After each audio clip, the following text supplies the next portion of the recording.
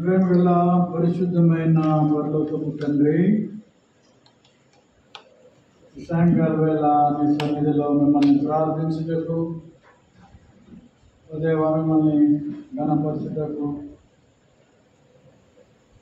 నీ పాద సన్నిధిలో మోకరిల్లి వేడుకొనుటకు మమ్మల్ని నీ సన్నిధికి తీసుకుని వచ్చినందుకు వందనాలు. మహోన్నతమైనటువంటి దేవుడు, నా తండ్రి, ఉదయకాలంలో దయా వాత్సల్యము కలిగిన నిరంతరము కృప చూపే దేవుడుగా దర్శనమిచ్చినావు. మా తండ్రి, నా కొరకు ప్రాణం పెట్టిన ప్రేమామయుడుగా ఆరాధనలు అందుకున్నందుకు మీకు వందనాలు. తిరిగి సాయంకాలం వేళ మీ సన్నిధిలో ప్రార్థించబోతుండగా కృప చూపించండి. మహోన్నతమైనటువంటి దేవ, మీ పాదాలకు వందనాలు. మరి మీరు మా మొర ఆలోచించినట్లు మా మధ్య ఉండి, తండ్రి, మా ప్రార్థన విని తగిన సమయమందు మీ చిత్తానుకూలంగా మా పట్ల మీ కార్యము జరిగించి జవాబును అందించవలసిందిగా ప్రార్థన చేస్తుంది. ఎందుకుగాను ప్రభా, పాటల ద్వారా కీర్తించబోతుండగా ఆత్మీయంగా బలపరచండి, విజయవాన్ని కలిగించండి. ఈ వాక్య భాగంలో మాతో మాట్లాడండి. వాక్యాన్ని ఆధారం చేసుకుని బలపరచబడిన వారమై, నేర్చుకున్న వారమై వాక్యపు వెలుగులో ప్రార్థించినట్లు కృప చూపెట్టారు. ఇంతవరకు సహాయపడినందుకు మీకు వందనాలు చెల్లిస్తూ, ముందున్న యాత్ర జీవితం అంతట్లో తోడైన నడిపించి సహాయం దయచేయమని మా ప్రభువును రక్షకుడు యేసుక్రీస్తు వారి నామములో ప్రార్థించి స్తుతించి అడిగి వేడుకుంటున్నాము తండ్రి, ఆమేన్.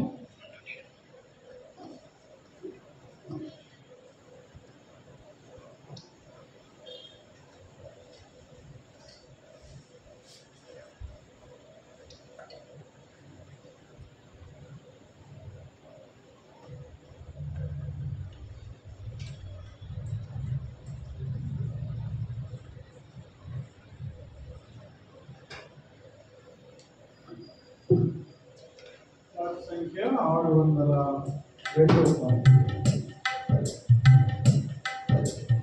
సంఖ్య 602.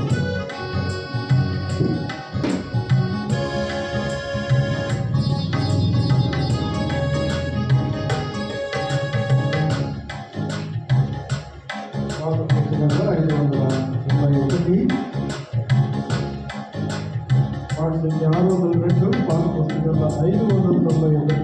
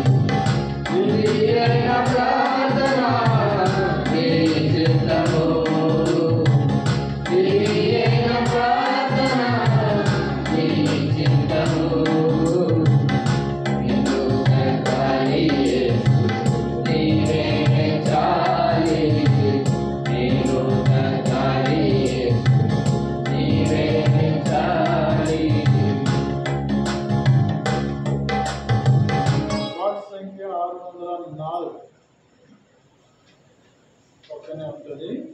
సంవత్సరం 604 పాత పుస్తకాల్లో 593 ప్రార్థించుము ప్రియుడా ప్రభు సన్నిధిలో.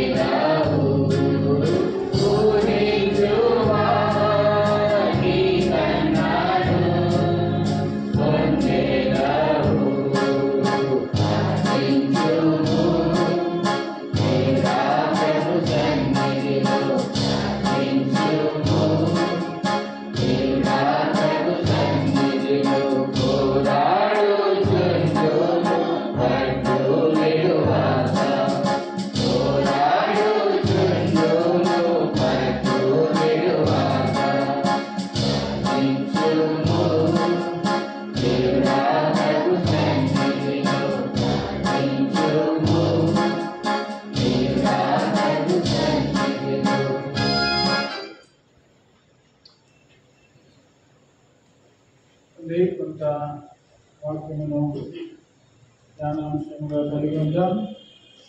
మరి ఇది గాను మరి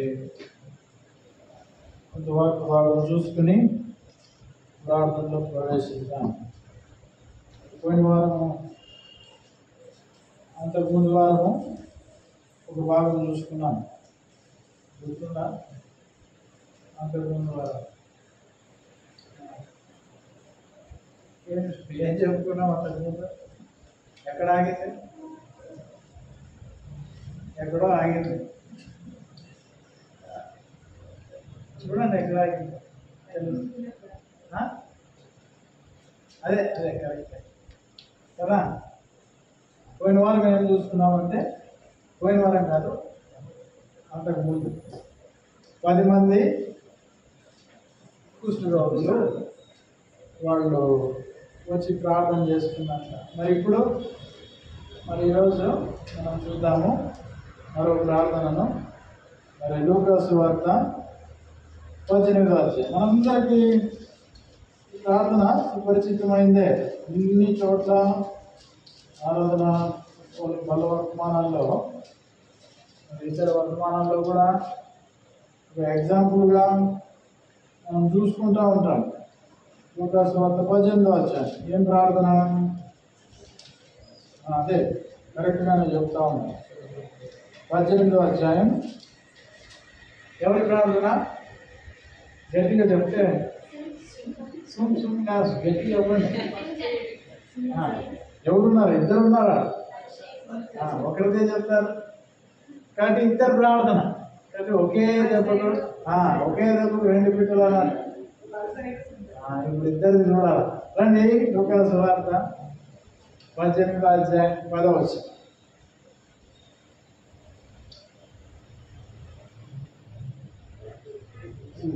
చూడండి. ప్రార్థన చేయుటకై ఇద్దరు మనుషులు దేవాలయమునకు వెళ్ళిరి. వారిలో ఒకడు పరిసయ్యుడు, ఒకడు సుంకరి. ప్రభు సహాయం కొరకు చిన్న ప్రార్థన చేస్తుంది. ప్రేమ కలిగిన తండ్రి, పరిశుద్ధమైనటువంటి ప్రభువా, మరి లూకాసు వార్త 18వ అధ్యాయం 10వ వచనం చదువుకోగలిగిన అవకాశం ఇచ్చినారు. వందనాలు. ఇది నా సంఘ ప్రార్థనగా కొంత వాటి ధ్యానించుకొని మరి ఇక్కడ కనబడేటువంటి ఇద్దరు వ్యక్తులు వారు చేసిన ప్రార్థన ప్రభువారు కొంత వాటి భాగంలో గమనికగలిగిన వారమై తండ్రి తెలుసుకున్న వారమై మరోసారి జ్ఞాపకం చేసుకున్నట్లుగా ముందుకు సాగడానికి సహాయపడండి. దాసును సులువు చాటును మరుగుపరచండి. మీ స్వరాన్ని అందించి కృప చూపి కాపాడి రక్షించమని మా ప్రభు రక్షకుడు యేసుక్రీస్తు వారి నామములో ప్రార్థించి స్తుతించి అడిగి వేడుకుంటున్నాము తండ్రి. ఆమేన్. మనం ఈ భాగంలో చూస్తున్నాం. లూకాసు వార్త 18వ అధ్యాయం 10వ వచనంలో ప్రార్థన చేయుటకై ఇద్దరు మనుషులు దేవాలయమునకు వెళ్ళిరి. వారిలో ఒకడు పరిసయ్యుడు, ఒకడు సుంకరి కదా. మరి ఇక్కడ ఇద్దరు వ్యక్తులు కనబడతా ఉన్నారు. రెండు ప్రార్థనలు ఉంటున్నాయి. ఒక్కొక్కరు ఒక్కొక్క ప్రార్థన చేసినారు. అయితే ఇది మనందరికి తెలిసిందే, కొత్తగా ఇందులో చెప్పుకోవడానికి ఏమీ లేదు. అయితే కొత్తగా చూద్దాం కదా, ఏమీ లేదు అనుకోవడానికి లేదు. అనుక్షణం దేవుడు నూతనమైన విధానంలో ఆయన జీవము కలిగిన వాక్యం ద్వారా మాట్లాడే దేవుడు. కాబట్టి మరి వీరిద్దరిలో ఒకరు పరిసయ్యుడు, మరొకరు సుంకరి. ఒకరి ప్రార్థన దేవుడు అంగీకరించినాడు, ఒకరి ప్రార్థన దేవుడు మరి అంగీకరించినట్లుగా కనబడు. పాత నిబంధనలో కయ్యేలు, హేబేలు ఇద్దరు అర్పించినారు. ఒకరి అర్పణ అంగీకరించబడింది, మరొకరి అర్పణ ఏమైంది? తృణీకరించబడింది. అంగీకరించినట్లుగా లేదు. మరి ఇద్దరు సహోదరులే. ఇక్కడ కూడా మరి నూతన నిబంధనలో చూస్తే ఇద్దరు వ్యక్తులు ఉన్నారు. మరి వారు ఇద్దరు చర్చికి వచ్చినారు, మందిరానికి, దేవాలయానికి. ఇద్దరు ప్రార్థన చేస్తూ ఉన్నారు. మరి ఇందులో ఇద్దరి ప్రార్థనలు మనం గమనిద్దాం. మొట్టమొదట ఎవరి పేరు ఉంది చూడండి, పరిసయ్యుడు. మరి ఈయన ఏం ప్రార్థన చేసినాడు? 11వ వచనం. ఏం ప్రార్థన చేసినాడు చూద్దాం. మొట్టమొదట పరిసయ్యుడిని గమనిద్దాం. పరిసయ్యుడు నిలవబడే దేవా, చూడండి ఏమంటా ఉన్నాడు? నేను చోరులును. తర్వాత ఇది మొదటిది ఏమంటున్నాడు? నెంబర్ 1 లెక్క పెడదాం. ఆయన చెప్పిన దాంట్లో ఏమంటున్నాడు అనేది ఫస్ట్ ఏమన్నాడు? ఆయన ప్రార్థన ఇది. మా ప్రేమ గల పరిశుద్ధమైన, మనం ఎట్లా అంటాము, ఆయన సింపుల్గా దేవా అన్నాడు అంతే. ఆయన ఇప్పుడు ప్రార్థన మొదలు పెట్టినాడు. ఏమని? నేను చోరులను. చోరులను అంటే దొంగలును, దోచుకుని వారును. రెండో మాట అన్యాయస్తులను అంటే న్యాయం జరిగించని వారు, అన్యాయం చేసేవారును. మూడో మాట, వ్యభిచారులనైనా ఇతర మనుష్యుల వల్లేనైనను అన్నాడు. ఎంతమందిని తీసుకుని వచ్చినాడు? టార్గెట్ చేసి దొంగల్ని టార్గెట్ చేసినాడు. రెండోది ఎవరిని చెప్పి ఇంకొక క్యారెక్టర్లు తీసుకొచ్చినాడు, అన్యాయస్తుల్ని తీసుకుని వచ్చినాడు, ఇంకా పాపము చేసే వారిని తీసుకొచ్చినాడు. ఇంకా ఏమంటున్నాడు? ఇప్పుడు అంటా ఉన్నాడు, ఈ మనుష్యుల వలెనైనను. మరి పక్కన ఇంకొక ఆయన ప్రార్థన చేసుకుంటాడు ఇప్పుడు దొంగలతో. మనం కూడా వచ్చి, ప్రభువా నేను మంచివాడిని నాయన, ఈ చర్చిలో ఉండే వాళ్ళ కాదు నాయన, నేను చాలా మంచివాడిని అని చెప్పుకుంటుంది. ఇద్దరు చర్చిలోనే ఉన్నారు. ఆయన ఏమంటా ఉన్నాడు? ఈ సుంకరి వలనైనను.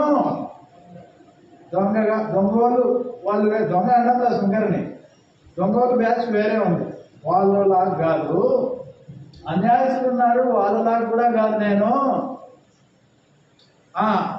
అపవిత్ర కార్యాలు చేసేవారు వాళ్ళలాగా కూడా కాదు నేను. ఇంకా ఏమంటా ఉన్నాడు? ఈ సుంకరి, ఈ పక్కన ఆయన వచ్చినాడు, ఆయన కూడా ప్రార్థన చేస్తున్నాడు పెద్ద, ఆ పెద్ద మనిషిలాగా కూడా కాదు, సుంకరి వలనైనను ఉండనందుకు. ఎంతో బాగా ఆరాధన చేస్తా ఉన్నాడు. ఎట్లా చేసినావు, రక్తంతో కడిగినావు అన్నట్ల, నేను బ్యూటిఫుల్ పరిశుద్ధుడు అన్నట్ల. ఆల్రెడీ ఇంకా రక్తం కూడా అవసరం లేదేమో, ఎవరు అంత ప్యూరిటీలో ఉన్నాను అన్నట్ల కదా. మళ్ళీ ఏమంటా ఉన్నాడు? వారమునకు ఇప్పుడు ఇంకా చెప్తా ఉన్నాడు. వాళ్ళ 4 చెప్పినాడు అక్కడ. ఒకటి దొంగలు, 2 అన్యాయస్తులు, 3 వ్యభిచారులు, 4 ఇప్పుడు ఒక ఆయన ప్రార్థనకు వచ్చినాడు కాబట్టి సుంకరి. నోట్ చేసి పెట్టుకోండి. ఎందుకన్నాడు ఆ మాట అంటే దానికి హిస్టరీ ఉంది. ఆ నోట్ చేసి పెట్టుకోండి. సుంకరి వల్ల అయినా 4 అయిపోయినాయి. ఇంకేమంటా ఉన్నాడు? ప్రతి శనివారము, సెకండ్ సాటర్డే అట్లా కాదు, వారంలో 2 మార్లు మనకంటే మేలీనా సార్, అట్లా కాదు, వారమునకు 2 మార్లు ఉపవాసము చేయుచు. ఇప్పుడు ఎన్నైనామా మొత్తము? ఎన్నైనా మర్చిపోయినారా? ఐదోది ఏది? 2 సార్లు ఉపవాస ప్రార్థన చేస్తా, ఇది ఒక క్వాలిఫికేషన్. 5వది అయిదేమ్మా. చూడు ఎందుకు కన్ఫ్యూజ్ అవుతారు దొంగలు? 5 ఇంకెందుకు చెప్తా ఉంటావా? సరే, ఇప్పుడు చూడండి. మరి తర్వాత ఏమంటున్నాడు? నా సంపాదన అంతటిలో 10వ వంతు చెల్లించుచున్నాను. ఇది 6వది కదా. అంటే దశమ భాగం ఇచ్చే పర్ఫెక్ట్గా ఇస్తున్నా నేను. 6వది. తర్వాత ప్రార్థన, ఇదంతా ప్రార్థనే. తర్వాత తనలో తాను ప్రార్థన చేయొచ్చు. దాదాపు ఇక్కడ మరి ఒక 6-7 విషయాలు కనబడుతూ ఉన్నాయి కదా. కాబట్టి ఇవన్నీ మరి దొంగలు కాదన్నాడు. మంచిదే, మనం కూడా దొంగలా చూస్తారు. ఇప్పుడు ఏం చెప్తే ఏం తల్లపడ దొంగలు కాదు. ఎవరి దొంగలు మేము చేయలే కదా. బ్యాంకులు దొంగలం కాదు. అవును నిజమే. ఆయన అవతల చెప్పినాడా? ఆయన చెప్పిన మంచిదే నీ కాలే. దొంగని కాదన్నాడు, అన్యాయస్తుని కాదన్నాడు. 2వది, నేను అన్యాయం ఏం చేయలే, అన్యాయస్తుని కాదు. 3వది, వ్యభిచారం ఏం చేయట్లా, మంచిది. 3 మంచివే, నేనేం చేయట్లా. అట్లా చేసేవాళ్ళు తప్పుడు మనుషులు నేను చేయలేదన్నాడు. చేయలేదు కాబట్టి చేయలేదన్నాడు. 4వది, సుంకరి. ఆయనకు కూడా ఏదో పాయింట్ ఉంది మొత్తానికి, అది నాకు తెలుసు, నాకు తెలీదు. ఆయనలాగా కూడా కాదు. ఆయన 4 అయిపోయినాయి. ఇప్పుడు ఏమంటాడు? 5వదిగా దానికి అందుకై నీకు వందనాలు కృతజ్ఞతాస్తుతులు అని చెప్పేసి మళ్ళీ 4వది స్టార్ట్ 5వది స్టార్ట్ చేసినాడు. 2 సార్లు ఉపవాసం చేస్తా వారానికి. తర్వాత దశమ భాగం ఇస్తా. 6 విషయాలు కదా. మధ్యలో ఆరాధన ఎంత అద్భుతంగా ఇవన్నీ నిజాలే చెప్పినాడు, ఆయన ఏం అబద్ధాలు చెప్పలే కదా. మరి ఈ 6 విషయాలు కూడా మంచివే. నేను దొంగనంటే ఆయన ఏం దొంగతనం చేయలే, ఆయన అన్యాయం ఏం చేసిండలేదు, దానికి అన్యాయస్తుంది కాదన్నాడు. మరి ఏ పాపం చేయలే కాబట్టి కాదంటున్నాడు. ఇవన్నీ మంచివే. అతనిలో ఈ 6 మంచి ఉపాధి ప్రార్థన చేసేది మంచిదే కదా, మంచిదే. మనం కూడా చెప్పుకుంటాం, నేను నెలకు ఒకసారి ఉపవాస ప్రార్థన చేస్తా, వ్యక్తిగతంగా 2 సార్లు 3 సార్లు ఉంటా ఉండేవాళ్ళు చెప్తారు, నేను వ్యక్తిగతంగా ప్రార్థన చేసుకుంటా. ఇవన్నీ మంచివే కదా. మరి దేవుడికి ఇచ్చేది కూడా ఇస్తా, సమయం ఇస్తా, డబ్బు ఇస్తా, అన్నీ ఇస్తా, తలాంతులు ఇస్తా. ఇందులో తప్పేముందమ్మా? ఇంకా అంగీకరించిపోయేంత ఏముంది, అన్నీ ఉన్నట్లు చెప్పినాడు పాపం కదా, అట్లా కనబడతా ఉన్నది.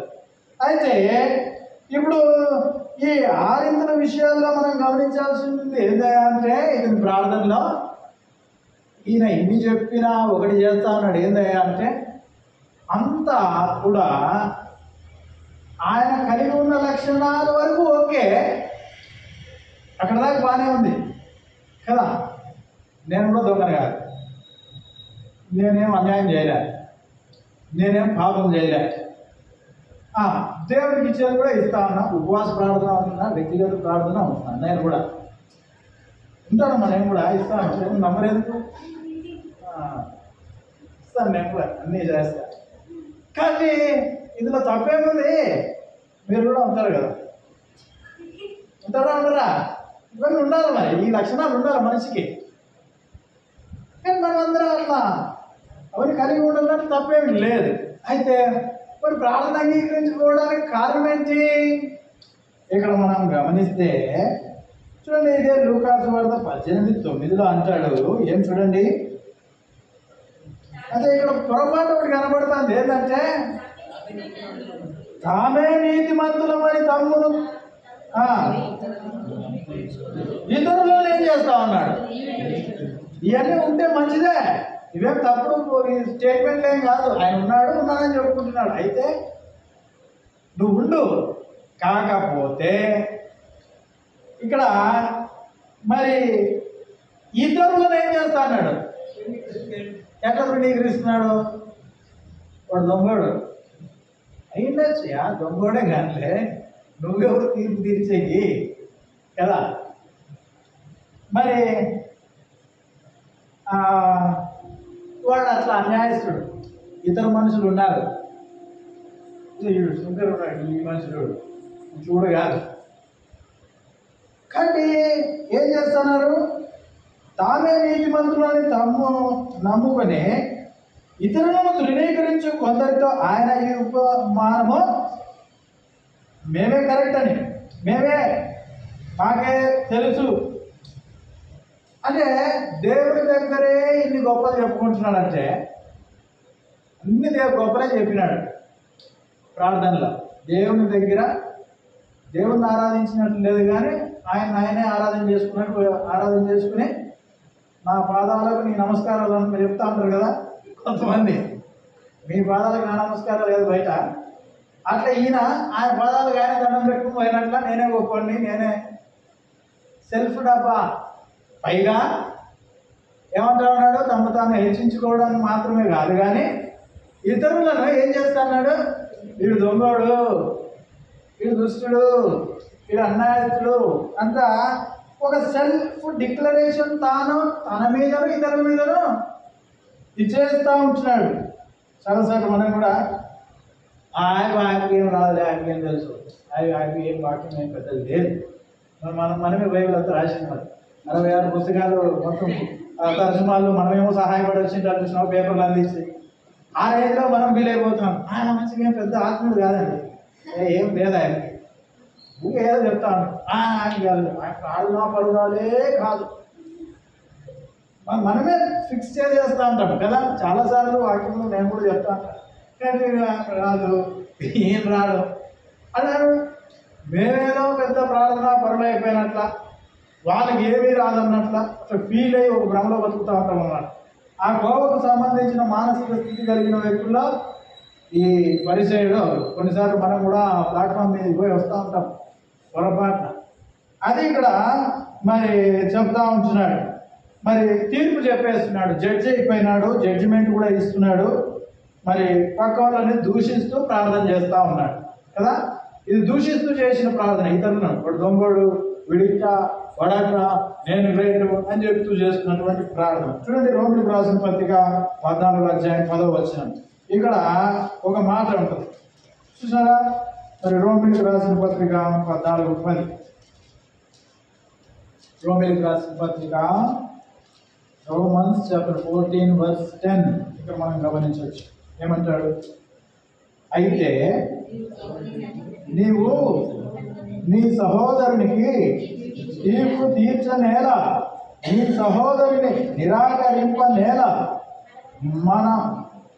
మందరము దేవుని న్యాయపీఠం ఎదుట. చూడండి, అక్కడ నిలబడాల్సినటువంటి వారు నువ్వెవరు తీర్పు తీర్చడానికి? దొంగ నువ్వెవరు చెప్పడానికి? కానీ నిన్ను అనేది పొరుగు వాడిని ఏం చేయాలా? ఇవన్నీ మర్చిపోతాం కదా చాలాసార్లు. మనం కూడా ప్రార్థనకు వచ్చినాం, నేను కూడా ప్రార్థన చేస్తా. అయితే చాలాసార్లు ఇవన్నీ మర్చిపోయి పరిచయం వల్ల తయారైపోతూ ఉంటాను. మరి చూసినట్లయితే యోహాను సువార్తలో ఒక మాట ఉంది. 1 యోహాను 3:15 అంటాడు, తన సహోదరుని ద్వేషించువాడు ఏమంట? 10 ఆజ్ఞల్లో ఒక ఆజ్ఞ ఇక్కడ ఉంటుంది. పోయి డైరెక్ట్గా మరి కత్తి తీసుకుని పొడిచి చంపే అంత పని అయిపోతుంది అనమాట. నరహత్య చేయవద్దని ఉంది 10 ఆజ్ఞల్లో. ఇక్కడ అన్నాడు 1 యోహాను 3:15 ఏమంటున్నాడు? తన సహోదరుని ద్వేషించువాడు. మరి ఇక్కడ అంటాడు ఈ సుంకరి వలన ఎంత చీప్గా చూస్తున్నాడంటే, ఈ దొంగోళ్ళలాగా కాదు, అన్యాయస్తుల్లాగా కాదు, వాళ్ళందరూ వేస్ట్, నేనేమో గ్రేట్ అన్నట్లుగా. అంటే ఈ ప్రార్థనలో ఏం కనబడుతూ ఉందంటే, ఇతరులను అనగా తోటి వ్యక్తిని సహోదర భావంతో ఉండవలసినటువంటి వ్యక్తులను ఏం చేస్తానని కదా దూషిస్తూ ఉన్నాడు, తీర్పు తీరుస్తూ ఉన్నాడు, అవమానకరంగా చిన్న చూపు చూస్తున్నాడు. దేవుని దగ్గర ఇన్ని గొప్పగా చెప్పుకుంటున్నాడు అంటే ఇక సామాన్యుల్ని ఎట్లా చూస్తాడు ఈ పరిచయుడు? ఇక తీసి పారేసినట్లే. కాబట్టి ఈ మానసిక ధోరణి, ఆత్మీయ స్థితి, ఈ వైఖరి ప్రార్థనలో ప్రార్థించే వ్యక్తికి ఉండకూడదు. ఇది అందును బట్టి ఇతని ప్రార్థన ఏమైంది? అసలు ఇన్నట్లుగా దేవుడు అంగీకరించినట్లుగానే కానీ ప్రార్థన చేసే మనము ఫస్ట్ ఆఫ్ ఆల్ మన తోటి వారి పట్ల ఎటువంటి మానసిక ఆత్మీయ ప్రేమ కలిగి ఉండాలంటే, నువ్వు నన్ను నేను ఎట్లా గౌరవించుకుంటామో, అభిమానించుకుంటామో అట్లా ఇతరులు ఎవరైనా కానీ హృదయంలో వారి పట్ల ద్వేషము, కలహము, అసూయ, చెడు ఉద్దేశములు కలిగి ఉండి మళ్ళీ వచ్చి ప్రేమల తండ్రి, పరిశుద్ధమైన ప్రభువా అని ప్రార్థన చేస్తుంటే, నువ్వు ఆ గొప్పలు చెప్పుకోకపోయినా నా మానసిక ఆత్మీయ స్థితి, ఆ యొక్క పరిచయుని మెంటల్ సిచ్యువేషన్ రెండు కూడా ఒకటి. అతను తృణీకరిస్తున్నాడు, నేనే నీతిమంతులను తన్ను తాను నమ్ముకుని తన సోదరులను ఇతరులను తృణీకరిస్తూ ఉంటున్నాడు. కాబట్టి తన సహోదరుని ద్వేషించేవాడు ఎట్లా అంట? నరహంతకుడు, అంటే పాపం చేసిన వాడు. పోయి డైరెక్ట్గా ఏం చెప్పాల్సిన అవసరం లేదు. నీ హృదయాంతరంగంలో ఇతరుల పట్ల ద్వేషం, బంధు జనాంగం పట్ల మరి ద్వేషం, మరొక వ్యక్తి పట్ల సరిపోని భావం ఉన్నట్లయితే, ప్రేమ లేని వాడనైతే ఏమంటాడు? ప్రేమ లేని వాడనైతే వ్యర్థుడను అంటాడు. వ్యర్థం. కానీ ఈ ప్రార్థనలు, ఈ ప్రయాసం ఇదంతా కూడా వ్యర్థం. కానీ మనము ఇతరుల పట్ల ద్వేషం కలిగి ఉండకూడదు. మరి దురుద్దేశ స్వభావం కలిగి ఉండకూడదు, చిన్న చూపు కలిగి ఉండదు. నిన్ను అదే నీ పొరుగు వాడిని నిన్ను నువ్వు ఎట్లా చేసుకుంటావో పక్కన వాడిని కూడా అదే స్థాయిలో మానసికంగా హృదయంలో మరి ఆ స్థితిలో గౌరవించుకునే మనస్సు కలిగి ఉండాలి. అప్పుడే మన ప్రార్థన అంగీకరించబడుతుంది. ఇక్కడ పరిసేయుడు అన్ని బాగానే ఉన్నాయి, కానీ ఆ మనస్సు, అతనికి ప్రార్థనా పరుడికి ఉండాల్సినటువంటి మనస్సు మానసిక ఆత్మీయ స్థితి, తగ్గింపు స్వభావం అతనికి లేకుండా పోయింది. అందుకే మనం పాట పాడుతున్నాం, నేను తగ్గాలి నీవు. కానీ పరిసేయుడు నేను హెచ్చాలి నేనే అంటాడు. నా డబ్బు నా సొంత ధనములో నీకు ఇస్తున్నా కదా, నాది, నేను వాళ్ళకి కాదు, నేను సెల్ఫ్, తనను తాను గొప్ప చేసుకుంటా ఉన్నాడు. మరి దేవుణ్ణి తనను గొప్ప చేసుకుని దేవుడికి థ్యాంక్స్ చెప్పిపోతా ఉన్నాడు. దేవుణ్ణి చూసినారా, ఇంతకీ ఏం ప్రార్థన చేసినాడు ఈయన? 6 విషయాలు చెప్పినా అంతే. ఈ 6 విషయాలే ఆయన చేసింది. వాడిని లాగలేను, నేను దొంగని కాదు, నేను అన్యాయస్తుని కాదు, నేను వ్యభిచారిని కాదు, నేను వారానికి 2 సార్లు ఉపవాస ప్రార్థన, నా సంపాదనలో 10% నీకు ఇస్తున్నా, అంతే. ఇంకేమే ఇందులో ప్రార్థన ఏమడిగాడు ఇది? అంటే దీనికి ఏం ప్రార్థన చేయాలో కూడా ఏదో ప్రార్థన పోవాలి అంతే. ఏం అడిగేకి వచ్చినావు అమ్మా? ఇప్పుడు ఏమో ప్రార్థన పోకపోతే మనం వచ్చి ఆదివారం తిడతావు కదా, నీ వాళ్ళ ఏడవడం వచ్చినావు అంతే. మోటో ఏం పట్టుకున్నావు? చాలామందికి ప్రార్థన చేసిపోతూ ఉంటారు.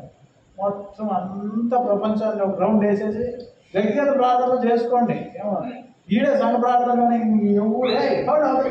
నువ్వు సూర్యుడా నువ్వు అక్కడ ఆగిపో, చంద్రుడా నువ్వు ఇక్కడ ఆగిపోనట్ల. ఎవరు నేనే అందరి గురించి చేసేస్తా. ఇందుకు నీకేం కావు? ఏం చేసినావు? ప్రార్థన. అర్థం కాని పరిస్థితి చూసినారా? కానీ సంఘ ప్రార్థన చాలా ప్రాముఖ్యమైంది. పరిశీలన లాగా మనం తయారు కాకూడదు. తెలియకుండానే పోతా ఉంటాం, సులువుగా చిక్కులు టీవీ చూసినట్లు అవుతుంది సంగీతం. కాబట్టి తెలియకుండానే అయిపోతుంది మనకి. కాబట్టి నేను కూడా ఇంట్లో పాలిభాగం అవుతూ ఉంటాను. అందులో ఇక్కడ మనకు తెలియకుండానే అట్లా అయిపోతూ ఉంటాను. రండి, ఇక్కడ అట్లా ఉండకూడదు.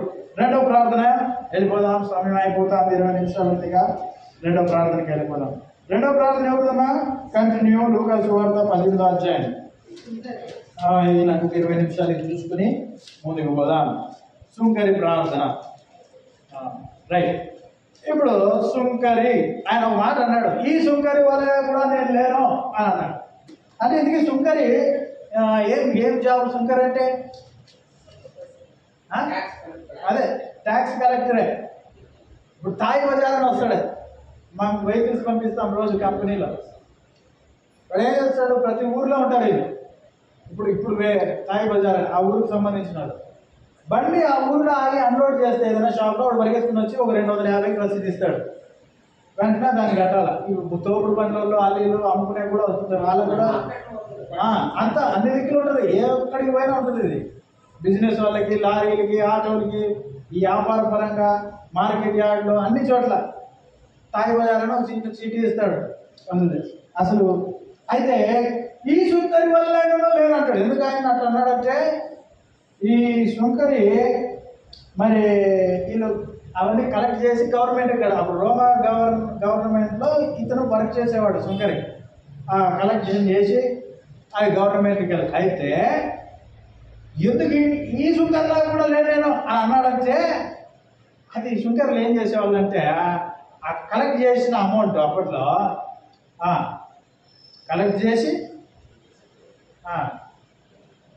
కొంత వీడికి పోతుంది జోబులోకి, మరికొంత గవర్నమెంట్కి పోతుంది. అంటే కొంత నొక్కేస్తారనమాట. చాలా చీప్గా చూస్తారు వాళ్ళని, చాలా అసహ్యం. అందుకే బాప్తిజం తీసుకునేటప్పుడు బాప్తిజం ఇచ్చి యోహాను దగ్గరికి సుంకర్లు వస్తారు. వాళ్ళు అడుగుతారు బాప్తిజం ఇచ్చి యోహాన్ని, అయ్యా మేము ఏం చేయాలి అంటే, మరి బాబు మీరు అంత తీసుకోవాలో అంత తీసుకోండి, ఎక్కువ తీసుకోవద్దు అంటాడు. ఉంది ఆ మాట, రండి చూద్దాము. లూకా సువార్తలోనే ఉంటుంది చూడండి, 3వ అధ్యాయం పక్కనే ఉంటుంది. లూకా సువార్త 3వ అధ్యాయం, 3వ అధ్యాయంలోనే ఉండాలి. లూకా సువార్త 3వ అధ్యాయము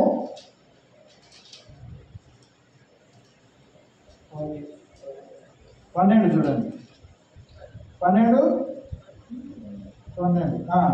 లూకా సువార్త 3వ అధ్యాయం 12-13. సుంకరులను బాప్తిస్మము పొందవచ్చి బోధకుడా మేమేమి చేయవలనని అతను అడుగగా అతడు మీకు నిర్ణయింపబడిన దానికంటే ఎక్కువ, అంటే వీళ్ళు నిర్ణయించిన దానికంటే ఏం చేస్తా ఉంటారు, అది నిర్ణయించింది గవర్నమెంట్కి ఎక్కువ తీసుకునేది వీళ్ళ జోబులో. కానీ మరి వీరిపై ఒక అసహ్యపు చూపు, వీళ్ళు ఒక మోసకారులు. ఏ మోసకారులు? మరి మంది సొమ్ము తీసుకునే వాళ్ళు, డబ్బు కొట్టేసే వాళ్ళు ఇచ్చి అన్నట్లుగా చిన్న చూపు అందుకే అంటాడు ఆయన, ఈ సుంకరి వలెనైనను నేను లేను అంతే. అయితే ఇక్కడ మనం గమనిస్తే మరి ఇటువంటి సుంకరి ప్రార్థన, ఇందుకే సుంకరి ప్రార్థన ఎక్కడుంది? లూకా సువార్త 18-13. లూకా సువార్త 18వ అధ్యాయం 13వ వచనం రండి. లూకా సువార్త 18-13 చదువు. అయితే సుంకరి దూరంగా నిల్చుండి ఆకాశంలో కనులెత్తి కనులెత్తడానికి అయినను ధైర్యం చాలక రెండు కొట్టు మనుషులు, దేవా పాపినైనా నన్ను కరుణించమని పలికెను. వీడు ఎన్ని మాటలు పలికినాడు? ప్రార్థన ఏముంది ఇందులో? ప్రార్థన అంతే. కరుణించు పాపినైనా నన్ను, రొమ్ము కొట్టుకునింది, ఇవన్నీ ఆయన చేసినటువంటి పనులు. ప్రార్థన ఏముంది? ఒకటే మాట, కరుణించుము. ఆయన పెద్ద చేసినాడు ఎవరు?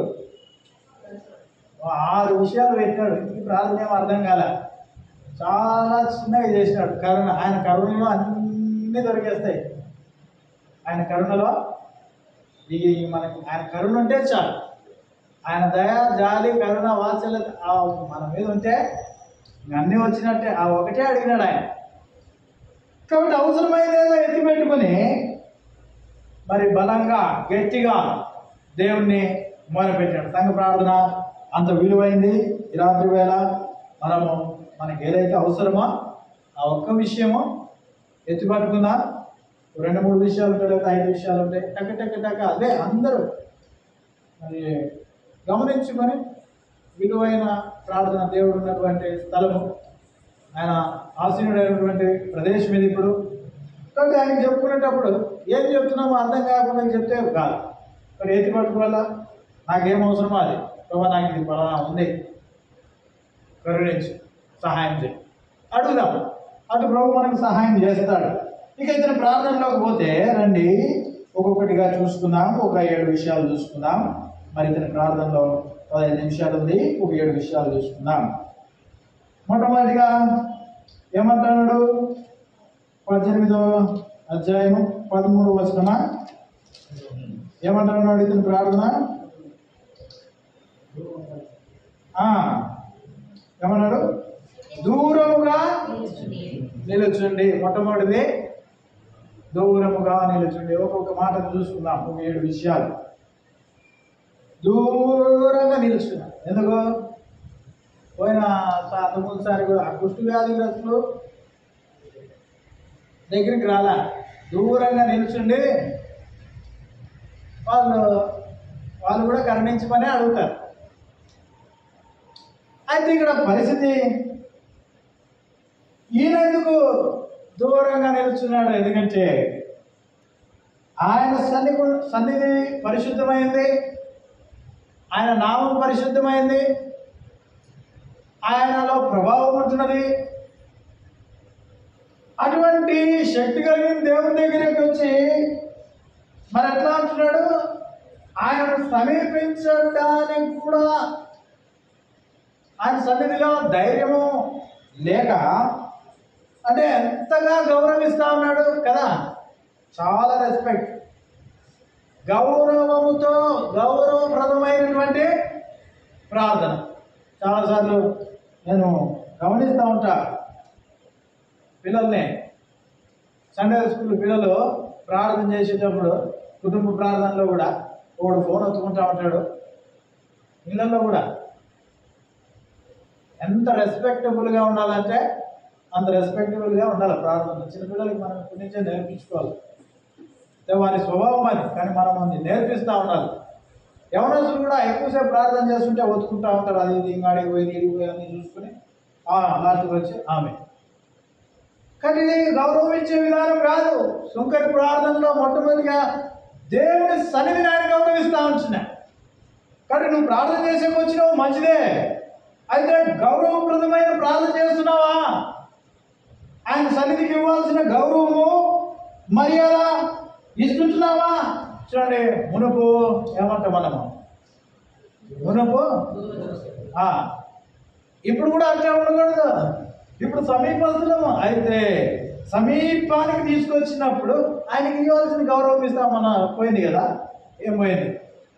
వినాయక చవితి ఎంత చక్కగా వాళ్ళు మా హైదరాబాద్లో ఇంకా ఎక్కువ, దాదాపు 1,00,000కు పైగా విగ్రహాలు.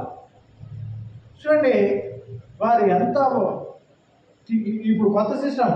నేను గతంలో మరి నిమజ్జనం అప్పుడు తీసుకుని పోయేటప్పుడు బ్యాండ్ వాయించుకుంటా తీసుకుని పోతాను. ఇప్పుడు తీసుకొచ్చేటప్పుడు కూడా ఎంత చూడండి హంగామా, వారి ఆనందం, వారి భక్తి అది కదా. ఎంతో కొండల మీదకి పోతారు, మందిరానికి మనం రారు. ఎంత గౌరవం ఇస్తున్నారు. మనం ఇస్తున్నామా? మనం ఇస్తున్నామా ఆయనకి గౌరవం కదా? మనమే పైగా చెప్తాం ఈయనే నిజమైన దేవుడు, ఈయన తప్ప వేరే దేవుడు లేడు. మరి నువ్వు మనం ఎక్కడ గౌరవం ఇస్తున్నావా? ప్రార్థన అంటే చూడండి, ఈ ప్రార్థన అయిపోయేటప్పుడు ఎన్ని రౌండ్లు కొట్టేసి వచ్చింటామో అన్ని రౌండ్లు అయిపోయింటాయి.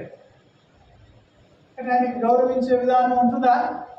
ఇక్కడ సుంకరి ప్రార్థనలో మనం గౌరవించాల్సింది. లోకస్తులు మరి వారు ఎంతో భక్తి శ్రద్ధలతో వారు ఉంచినారు. అవి కరెక్ట్ కాదు, మేమే కరెక్ట్ అని. సరే, నువ్వే కరెక్ట్ ఉండాల్సిన. ఎన్ని నైవేద్యాలు అర్పిస్తారు, ఎన్ని మరి నిన్ను నువ్వు నైవేద్యంగా అర్పించుకుంటావా? ఇలా అవి తినకూడదు, ఇవి తినకూడదు. మరి ఇక్కడ నువ్వు తినాల్సింది తింటున్నావా? సరిగ్గా పొద్దున వేవి చదువుతావా? చదవాలా? చదువుతా నేను ఒక 5 అధ్యాయాలు చదువుతారమ్మా. ఎంత ఇదంటే ఇంకా. కాబట్టి సుంకరి ప్రార్థన దూరంగా గౌరవప్రదమైనటువంటి రెస్పెక్ట్ ఇస్తున్నాడు. ఆయన సన్నిధి పరిశుద్ధమైన, ఆయన పరిశుద్ధ గ్రంథం చేతపట్టుకుని జీవం కలిగిన మాటలు చదివేటప్పుడు కానీ, ఇంట్లో కానీ, వ్యక్తిగతంగా కానీ, సంఘ ప్రార్థన కానీ, మందిరంలో కానీ ఎంతో గౌరవం, భయంతో, భక్తితో ఆయన సన్నిధిని చేరవలసిన వారంగా ఉంటున్నాం. రెండోదిగా చూడండి, ఇప్పుడు ఏమంటున్నాడు? ఆకాశం వైపు కనులెత్తుటకైనను ధైర్యము చాలక. ఎందుకు ధైర్యం చాల? Guilty inside feeling, guilty feel అవుతా అన్నాడు. ఎందుకు? చూడండి, లోపంలో ఉన్నటువంటి పాప స్థితిని బట్టి అర్థమవుతుంది ఈ పాయింట్. ఆకాశం, అదే ఆకాశం ఈరోజు ఉండేది. ఆ సుందరికి వేరే ఆకాశం, నీకు నాకు వేరే ఆకాశం. ఆకాశం పైన చూడలేకంటే మనం చేస్తాం, అద్దాలు పెట్టుకుని మడి చూస్తాం. ఈ ఆకాశం గురించి కాదు ఇక్కడ పరిస్థితి. ఏంటంటే మరి అంతరంగంలో ఎక్కడైనా ప్రార్థన పరుడా, విశ్వాసి, ప్రార్థనకు వచ్చినటువంటి నీవు కానీ నేను కానీ ఎక్కడైనా అపవిత్రతకు, పాపానికి చోటిచ్చినామేమో. చూడండి, గిల్టీ ఏమాత్రం గిల్టీ ఉండదు. అన్నీ ఆడ దంచి కొట్టేస్తాం బయటంతా. మళ్ళీ ఇక్కడికి వచ్చి మళ్ళీ ప్రార్థన, ఇక్కడిది అక్కడిది, ఉదర్గా ఇదర్. అది కాదు. కానీ ఇక్కడ గిల్టీ ఫీలింగ్, ఫర్ ఎగ్జాంపుల్ ఇది ఇంకా బాగా అర్థం కావాలంటే, ఇప్పుడు మేరే అంటే 10,000 పోయినాయి అప్పుడు ఆడ పెట్టిందంట. ఆడ పెట్టిగా కానీ ఆడ భోజనాలప్పుడు ఆడ పెడతా ఉన్నారు ఆ పైన అంతా. ఎవరంటే వాళ్ళు వస్తారు ఆ బయట కాంపౌండ్లో కట్ట మీద పర్సులు బ్యాగులు అన్నీ పెడతా ఉన్నారు. మనం కూడా గమనించిన వచ్చాడు ఎవరో లేదు అట్లా పోతారు. నువ్వు చేయగడుగునే పోతావు, వీడికి పోతావు, వాడికి పోతావు. మందిరానికి వచ్చి డబ్బులు పోయినామని వెయ్యి ఆంటీకి డబ్బులు పోయినాయి. 10,000 అంటే 10,000 పోయినాయి. ఇప్పుడు ఫర్ ఎగ్జాంపుల్ అనుకోండి ఆ 10,000 నేనే కొట్టేసాను అనుకోండి. నేనేం కొట్టేయలేదు అంటే నాకు తెలీదు, చెబుతున్నా ఎగ్జాంపుల్ అర్థమయ్యేది, ఈ పరిస్థితి అర్థమయ్యేది. ఇప్పుడు అది ఆంటీకి తెలిసిపోయింది. ఏమి సంగతి, ఈ 10,000 వీడియో కొట్టేసాడని తెలిసిపోయింది ఆంటీకి. ఆంటీకి తెలిసిపోయిన సంగతి నాకు కూడా తెలిసిపోయింది. అర్థమైందా? చూడమ్మా మీ ఆయన కొట్టేసాడు శివ అని చెప్తా ఉంటే నేను విన్నా. ఇప్పుడు ఆంటీతో ముఖాముఖిగా చూసి మాట్లాడగలుగుతానా? ఎంత గిల్టీ ఉంటుంది లోపల, ఏమో తెలిసిపోయింది నేనే కొట్టేసినానని.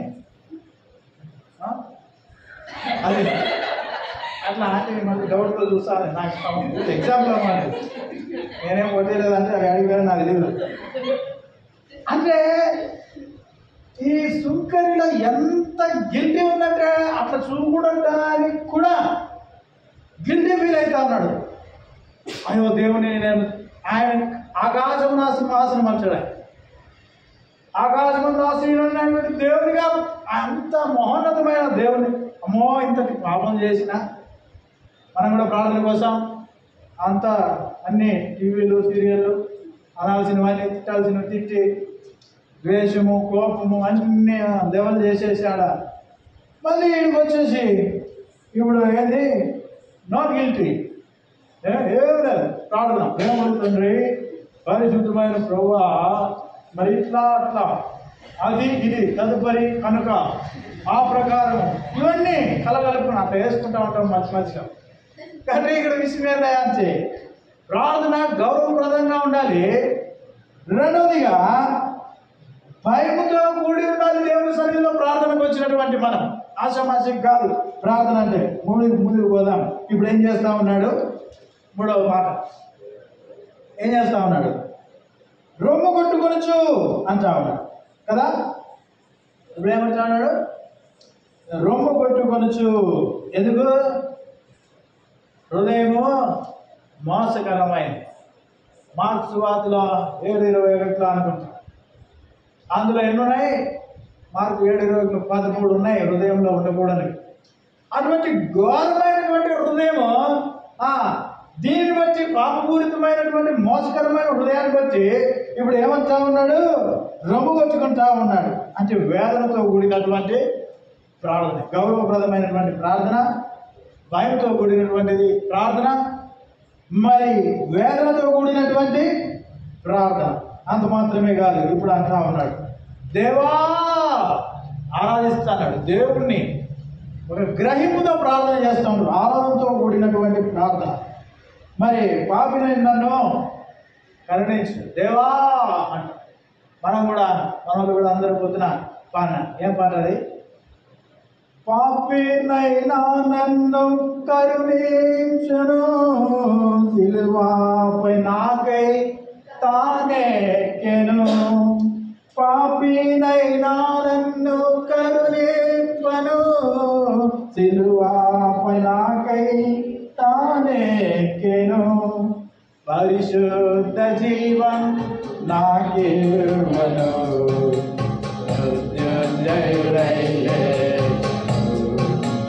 పరిశుద్ధ జీవం నాకివ్వను.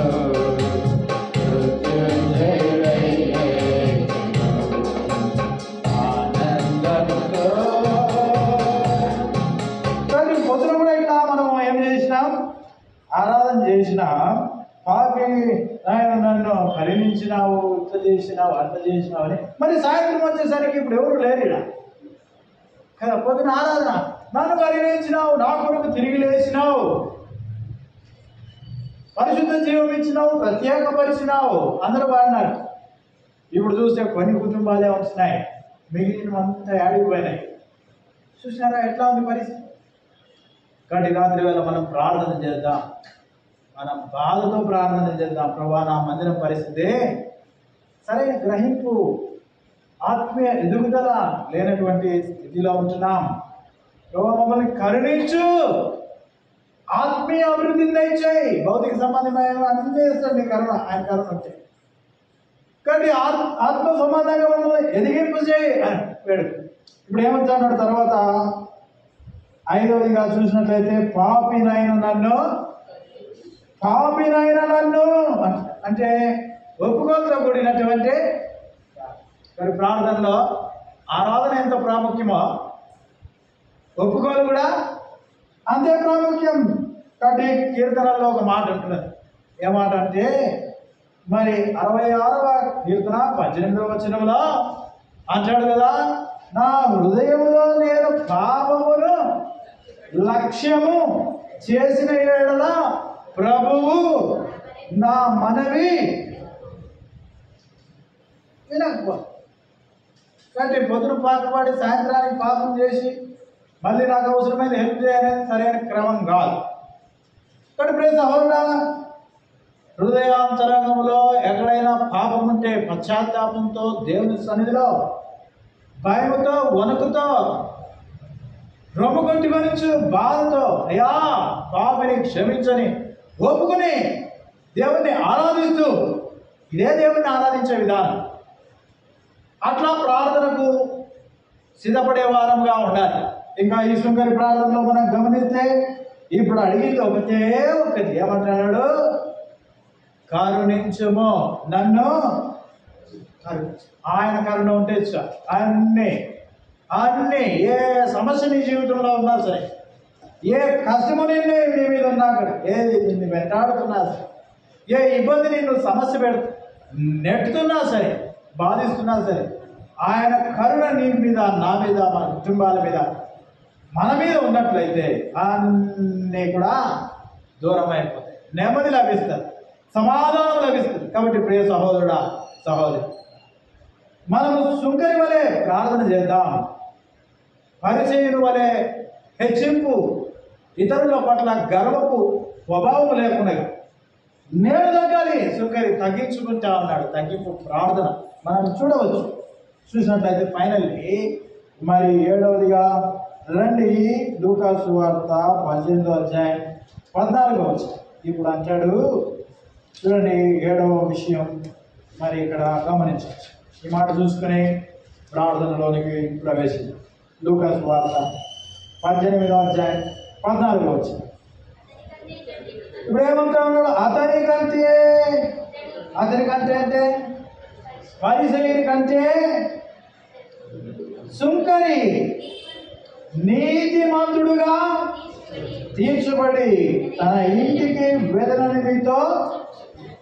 కానీ ఇక్కడ గమనించాల్సిందే, ఈ ప్రార్థన ఒక పాపిని నీతిమంతునిగా చేసింది.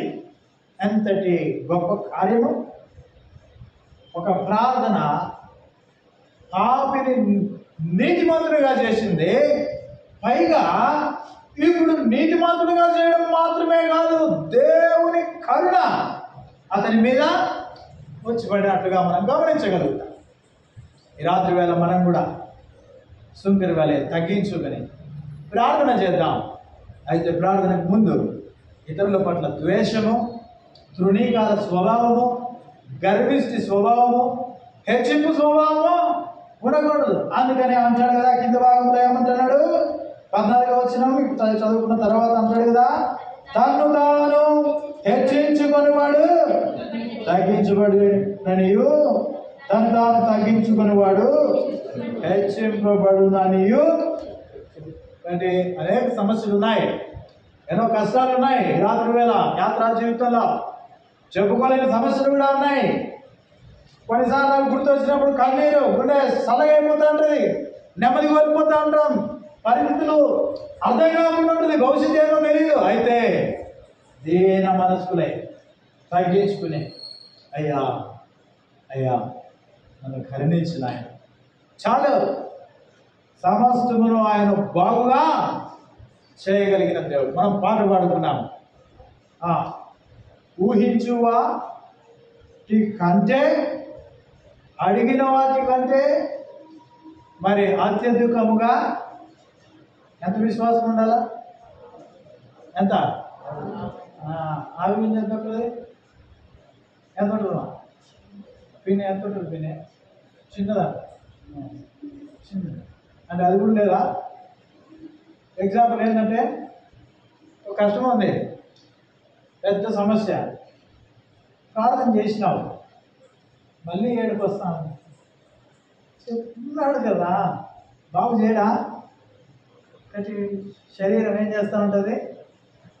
ఏమవుతుందో, ఎట్లవుతుందో, అవుతుందా కాదా, అది చంపుతా ఉంటుంది. ఎగలేసి గడ్డపడి తీసుకుని పొడుస్తూ ఉంటుంది గుండెల్ని.